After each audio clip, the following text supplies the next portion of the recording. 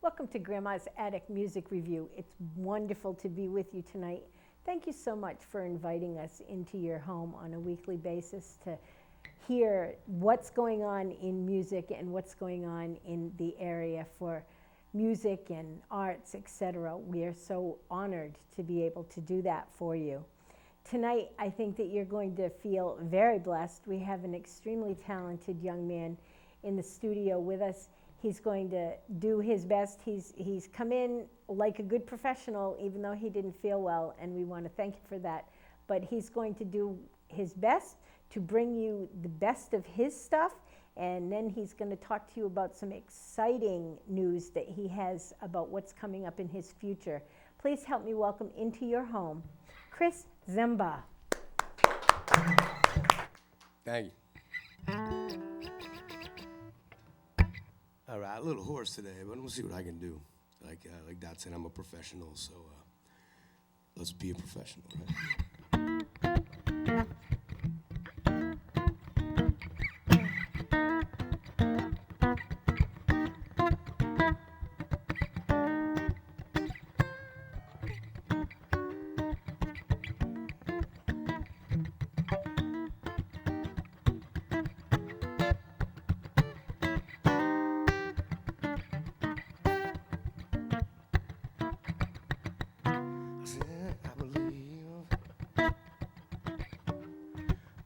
Got a black cap on.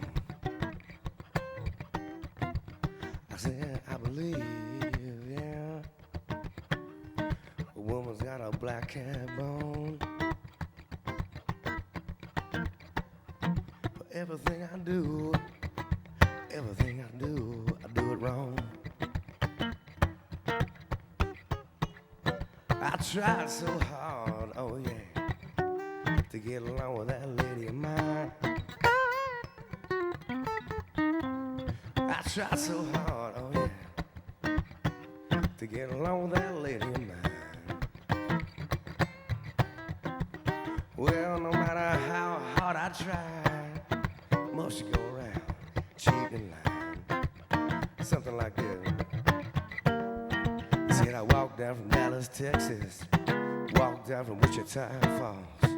I seen this big-legged woman, you know it wasn't no work at all, maybe I believe. The woman's got a black cap on. Everything I do I do it wrong.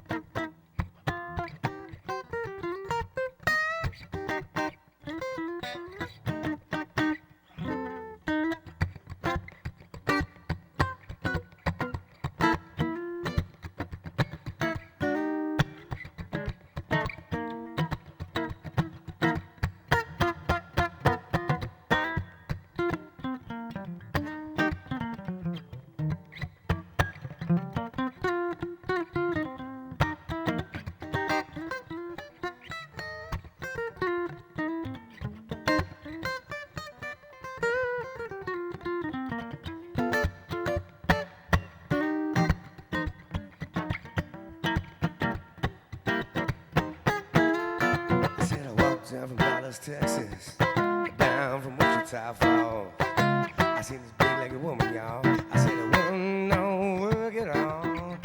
I believe my woman's got a black cap on. Everything I do I do it wrong. That's what you told me, man. She said, I believe. I believe, a woman's got a black cap on. But everything I do it wrong. That's what she said, man. She said, everything I do it wrong. She said, Chris, man, everything you do everything you do it wrong.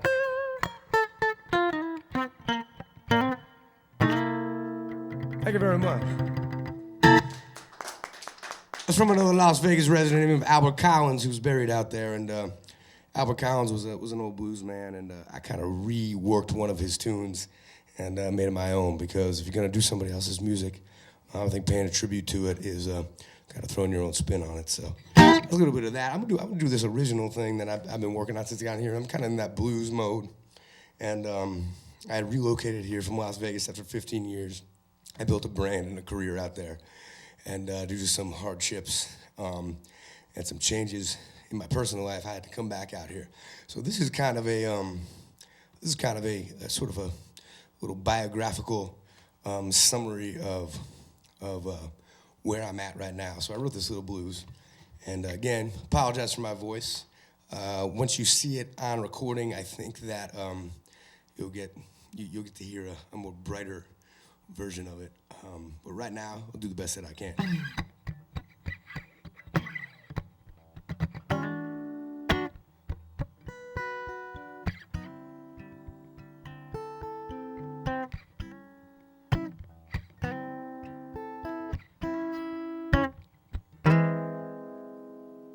Everybody's got problems, baby. Everybody's got a whole bunch of stuff on their minds.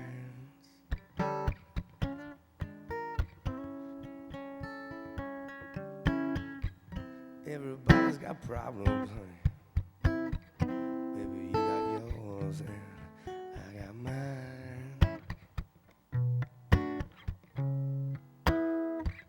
Yeah, say that sometimes if you want to get it right, first go out and just do it all wrong.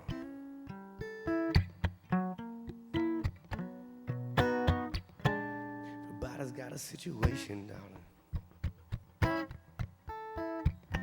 Yeah, you tell me yours and I'll tell you mine.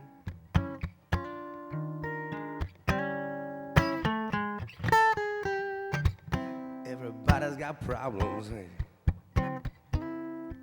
You got yours and I've got mine.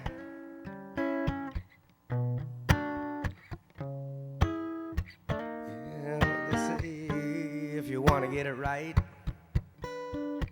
first go out and just do it all wrong.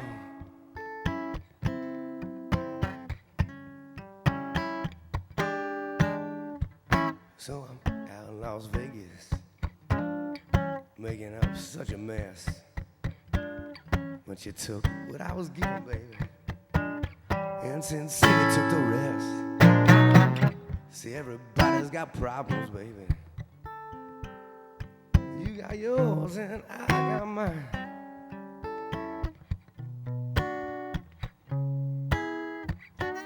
Yeah, but I know if you want to get it right, let's go out and just do it all wrong.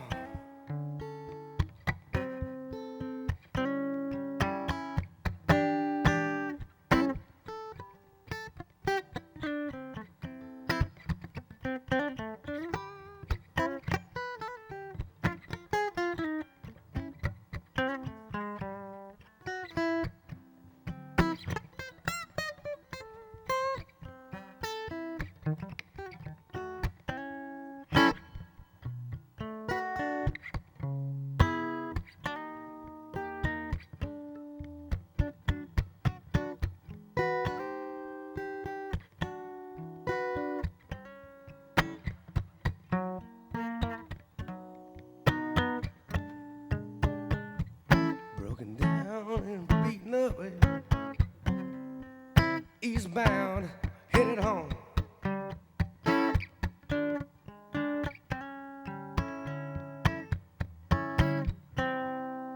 Everybody's got problems, baby.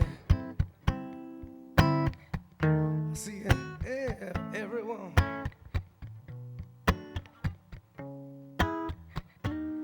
Yeah, but I know if I'm gonna get it right, I had to go out and just get it all wrong.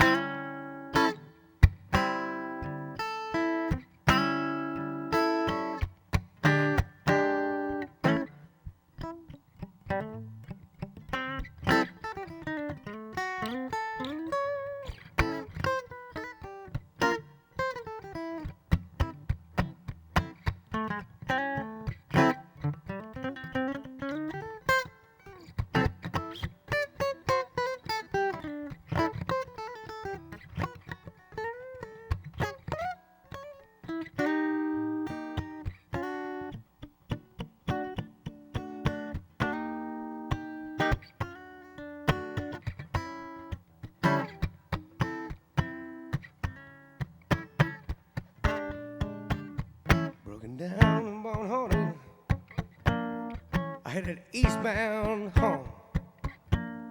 When the devil thought he had me, man, I took my guitar and I wrote this song. See, everybody's got problems, baby. You got yours and I got mine.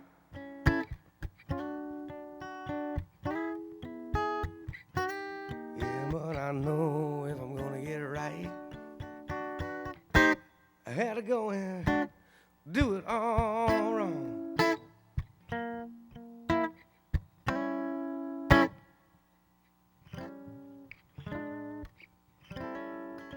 Thank you very much. All right. Well, I went ahead and broke a string, but like I said, I'm a professional, so I'm gonna make it work because I've done that a couple times. I actually did a performance at a major casino, and it was like a Christmas time performance, and I remember that I broke a string like in the first two songs, and everybody's there. So it was easy. I had a band with me, so I was able to actually have like a little string changing session on stage, and I got the audience involved in it. I'm not gonna do that here because I don't think it would be appropriate. So I'm gonna see what I can come up with.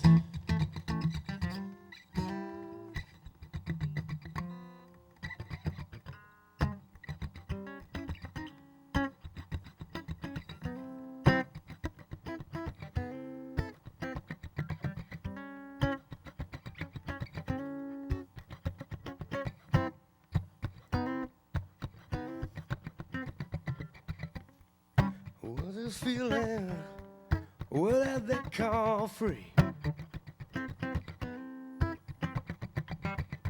I'll tell it to you, baby, coming straight from me. Well, I say it one time, man, and I tell it only once. Oops. Everybody gonna pay attention. Yeah, don't make such a fuss.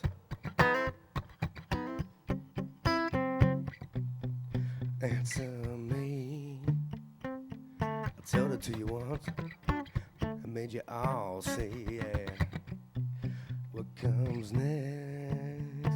I had it all figured out, but I forgot the rest.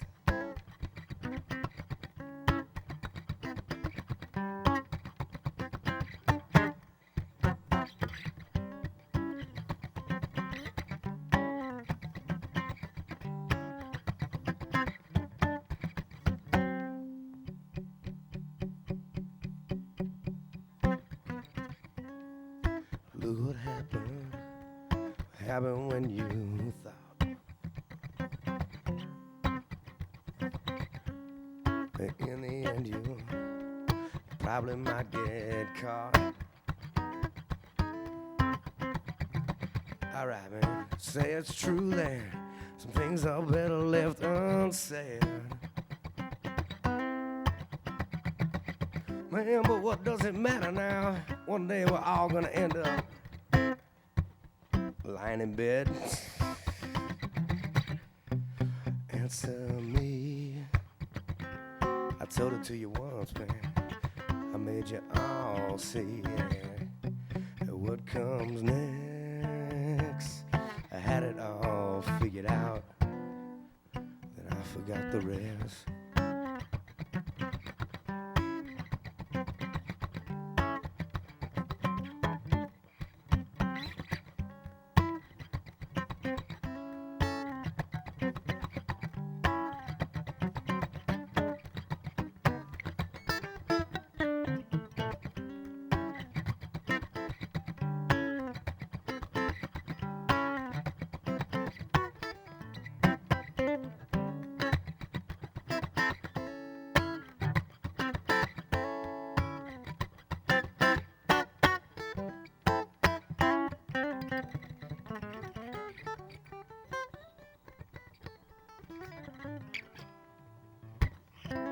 All right, work in progress. That's good.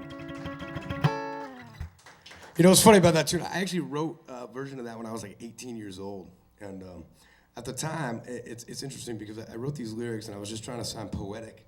And I'm 18 years old. No 18-year-old kids know anything about life. You know, you don't know anything. You don't have it. Your world's so small.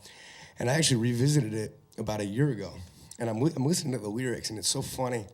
You know, I mean, the hook of the tune was I had it all figured out, then I forgot the rest, and it resonated with me because of where I was at in my life, and it's kind of one of those weird things. It's like you're like 18 years old and you're foreshadowing like the next 20 years and being like, what was I thinking, And I'm pretty sure that it wasn't psychedelic, drugs or anything because I was a pretty clean cut kid at the time. So I don't think it was that. I don't know what it was. Something with the universe, speaking to me. But I wanted to rework that tune. And coming on the show today, I'm thinking, original stuff. I've got some original stuff in the works, and I wanted to make sure that I showcased a little bit of that. So that's it. It's a work in progress. So keep an eye out, for that song, because I think that I'm in the process of reworking it and making it just a little bit better. So there's that.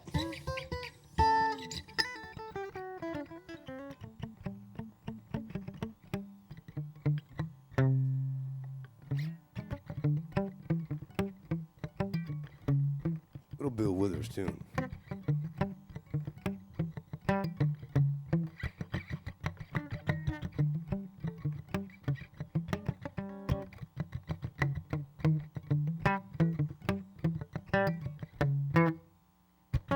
My friend feels their appointed duty. Keep trying to tell me, yeah. All you want to do is use me. I said my answer, yeah, all you use me stuff. I'm gonna spread the news, and if it feels as good getting used, keep on using me, baby, till you use me up. Till you use me up. My brother sit me right down and he'd talk to me. Baby, but you told me now that I ought to not let you just walk on me. I'm sure he meant well, yeah. But when our talk was through, well, I said, brother, man, if you only knew, you'd wish that you were in my shoes. You just keep on using me, come on, until you use me up. Till you use me up. Sometimes, yeah, it's true, you really do abuse me, baby. See, now and then you get me in a crowd of high-class people now, and then you act real rude to me. I'm telling you, baby, baby, baby, baby, when you love me, I can't get enough. Yeah. Well, said I wanna spread the news that if it feels as good getting used, just keep on using me until you use me up. Yeah. Till you use me up.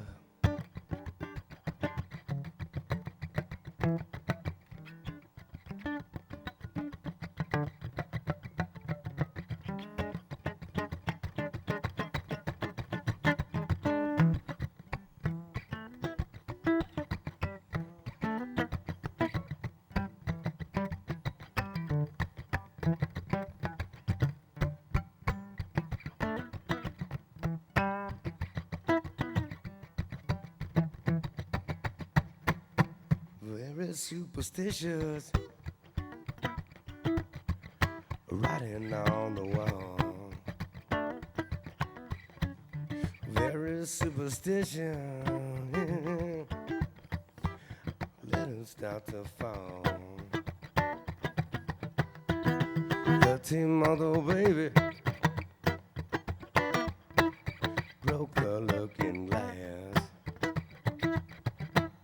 I got 7 years of bad luck, baby. Good things in your past. When you believe in things that you don't understand, that's, yeah, we can all suffer now. Superstition ain't the way.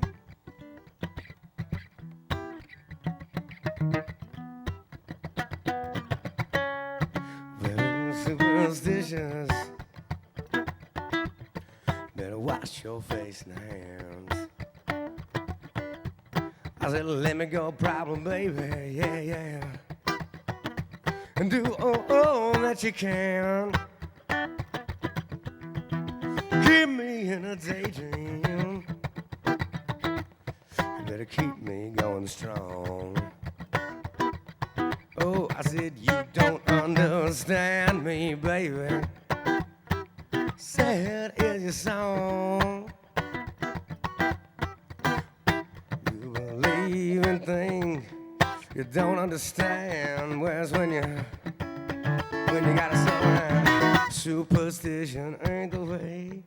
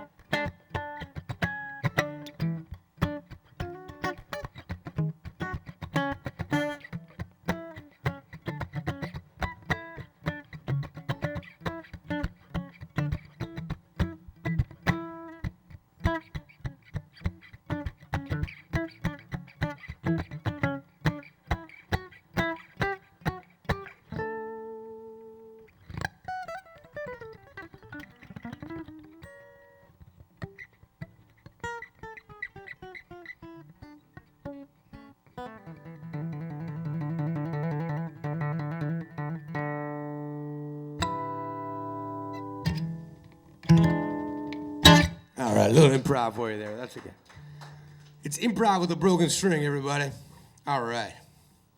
All right. Where am I at on time? Where am I at on time? Keep going? All right, I can do that.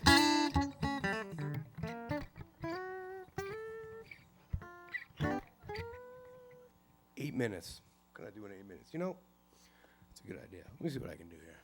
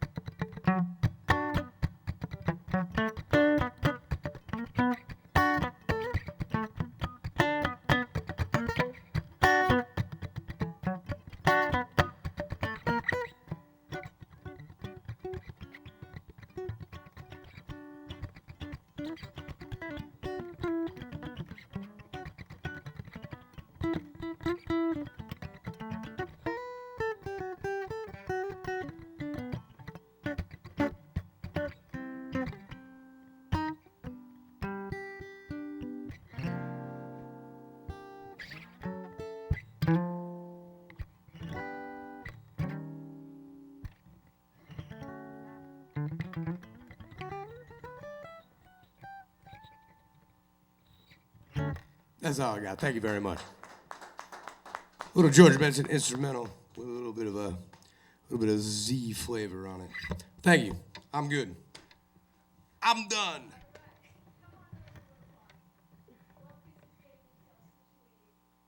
Just tell you that there's so much going on. It is August, which means it's Pride Month here in New London. There's great things going on.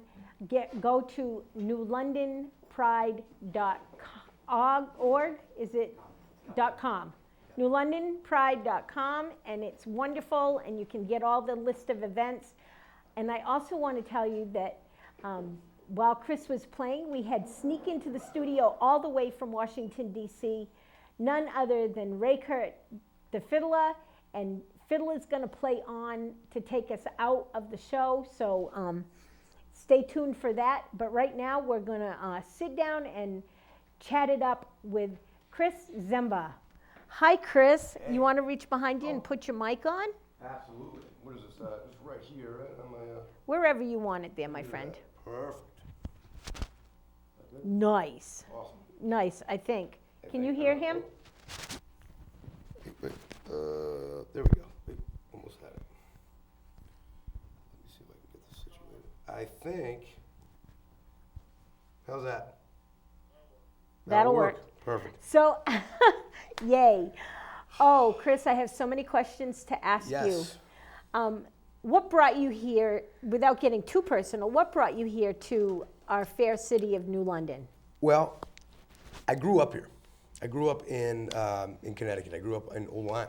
Nice. And about 15 years ago, I decided that I did not see a bright career in landscaping and some other things, even though a lot of my friends had sort of taken that route. And I didn't go to college, but I played guitar very seriously through high school, and I studied. I was into jazz, and I studied different things, and I decided to head out to Las Vegas because back in the early 2000s, you could make a career out there playing music. So I took about $700. Wow. Of all I had, and I headed out there, and I had somebody out there that had been there for a little while, that was like, you can actually make a career, and I went there, and after my first month, I got my first gig, and my first paycheck was bigger than anything I had ever made here. Nice. And it was interesting because in Vegas, a lot they hear with their eyes rather than their ears. So the first gig that I actually got wasn't based off of my ability to play. It was mostly based on the fact that I was young, and they wanted somebody young to oak on stage. So my role wasn't as much as a guitar player, as more as just kind of standing there. And I made more money than I'd ever made in my life doing any other job. And then from there, I opened up some doors for me. I toured with a band that had some hits in the early 70s, They're called the Fortunes Band. They were part of the original British Invasion. They had a song called "Here Comes That Rainy Day Feeling Again." Oh, I know that song. And You've Got Your Troubles, I Got Mine. And for about a year, I toured the country with them, wearing suits and reading charts and playing a choreographed show all over the place. And I was very young. That must have been exciting for you. It was very exciting, and it's funny because I didn't go to music school, and I talk to a lot of young players now, and they ask me, "Oh, did you go to school? Where did you study?" I studied on the road. I learned from professional musicians that did this for a living, and it was it's a tough business. It's a very tough business, and even when people had fame at different times in their lives, when sort of like the lights sort of dim a little bit and they're not so much in the public eye, but haven't done anything for a while, they still have to make a living. And Right. And that's kind of where Vegas comes into play, because you can make a career and you can build a brand out of in Las Vegas, and because it's entertainment capital of the world. So Now, for people in the music business, build a brand is common lingo, but for my common layman listeners out there, what exactly does that mean, build a brand? Well, you're trying to create a sort of a buzz on yourself. So like using your name, whether it's a band name or it's your own name, you're trying to create like an attraction. So when people hear your name, they associate it with either I've heard that name, that's a great performance, or you want your name to get out there enough where people hear it, they associate it with something positive, and especially in the music business, because you might see a name somewhere that's built like oh wait, I think I know who that is. Oh, I've heard that name before. So people show up. And then eventually it becomes like, it becomes this thing where, you don't even have to like do anything, and people already have like this positive, this positive opinion of what you do. And I was able to do that, for a period of time, in Vegas, and it started with me deciding I didn't want to work for people anymore.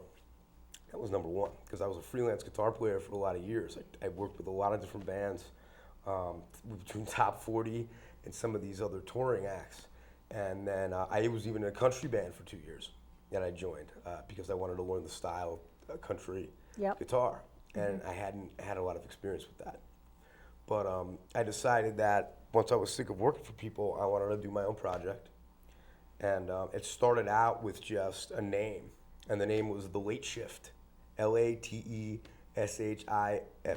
Now, can people go online or Google or whatever? Can they Google The Late Shift? Or? Absolutely, the Late Shift, absolutely, they can.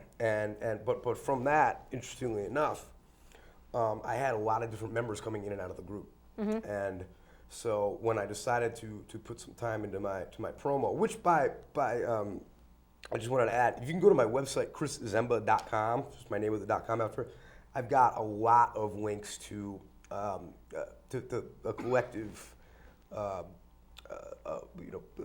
pieces of music and videos and projects that I've done over the years. So you can access all these things that I'm talking about. But what ended up happening was, when I was trying to get representation in order to get some bookings and kind of like make my way into the business, it stopped being the Late Shift or the Late Shift Band, and it was Chris Zemba and the Late Shift Band, because I couldn't control the members that I was going to have at different times. I hired professional musicians. My first rule of thumb was I needed to hire a backup band that I saw as better than me. I wanted to be the weakest person in the band, even though I was the band leader.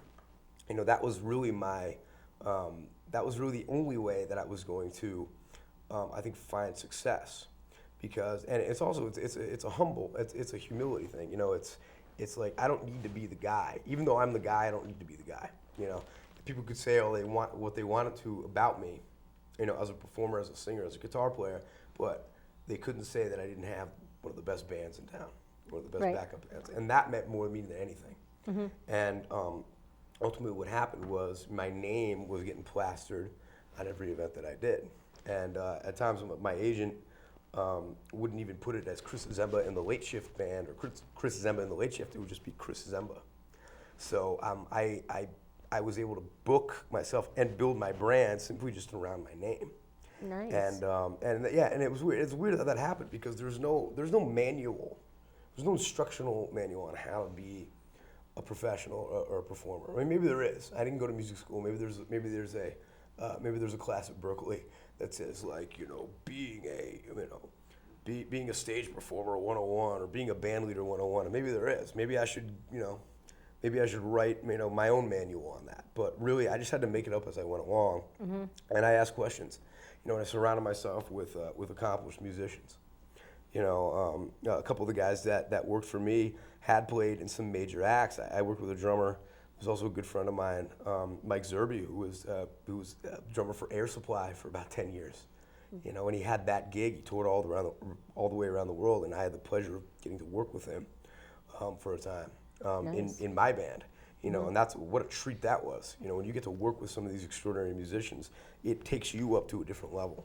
It does, absolutely. And it's not stressful, and it's and essentially it gradually makes you better. And that's the best way to describe that. But that's really what it was for me.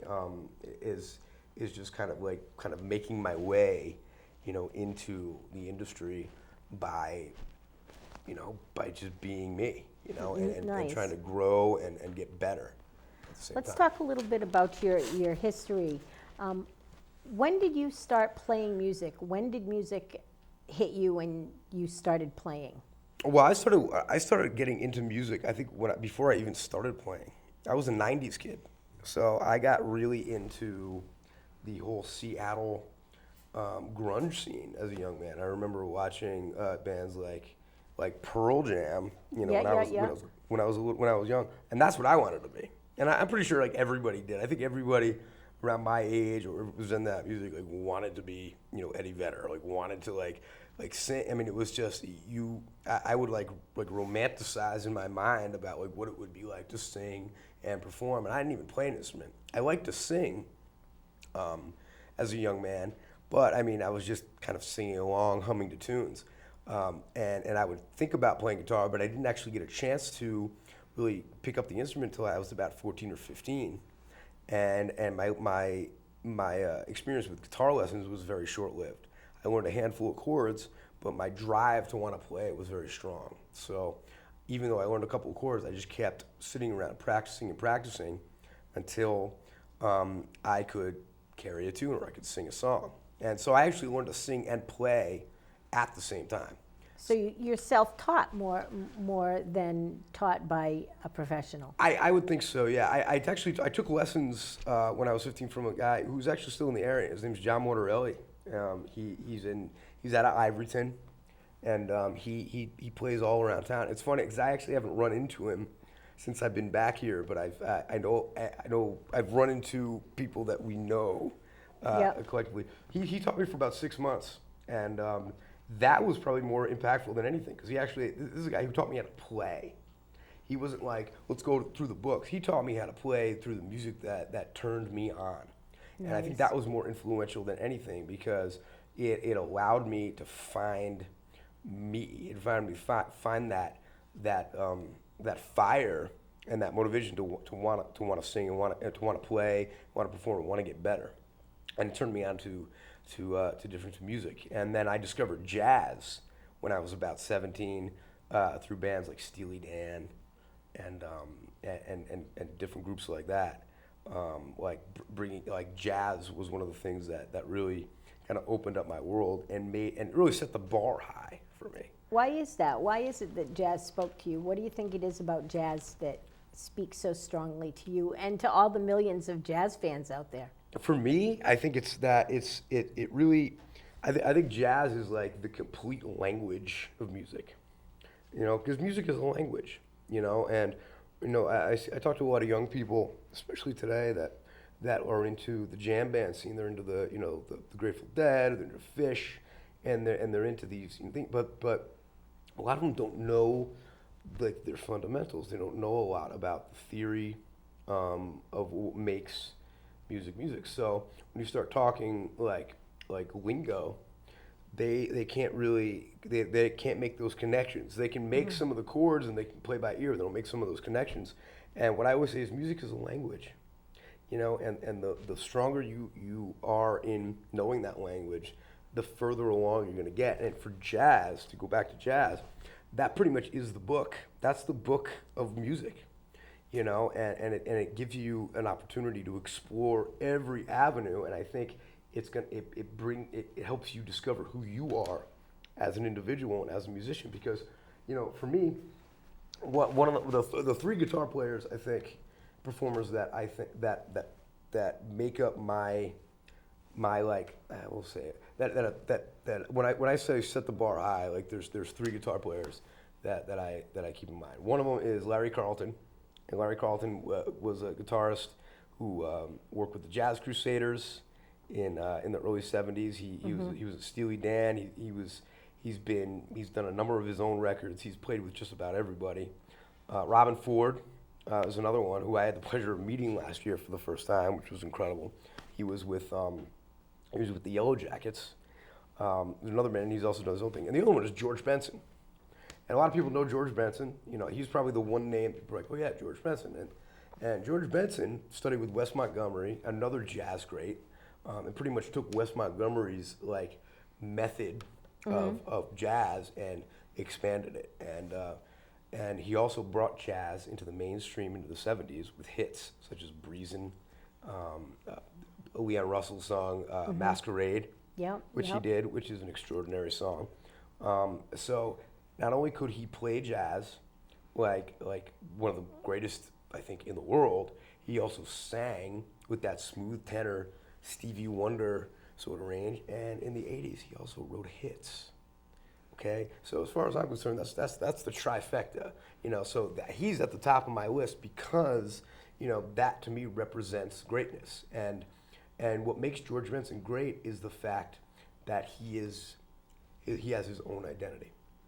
Are these the people that made you decide that you should be writing your own music? Where did that start? Because you don't just all of a sudden write a hit or write music. What made you decide that you should be writing music? Honestly, what made me decide to really start getting into writing my own music again really has to do with me coming back here.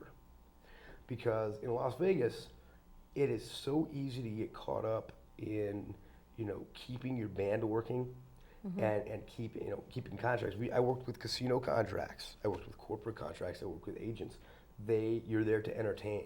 And unfortunately, the money out there is not in original music. The money in keeping people working has to do with your ability to go out and entertain. So there's a lot of cover music goes on. And so it's easy to lose sight. It's still like that today. It is. But one of the things I love about being back here, and the reason that it's inspired me to want to start writing again, is on the East Coast, there's professionalism and there's a lot of talent, but there's also experimentation. And I see that when I see a lot of young musicians, or I see a lot of bands really like writing music and really trying to get their name out there, it inspires me to try to rediscover that part of me.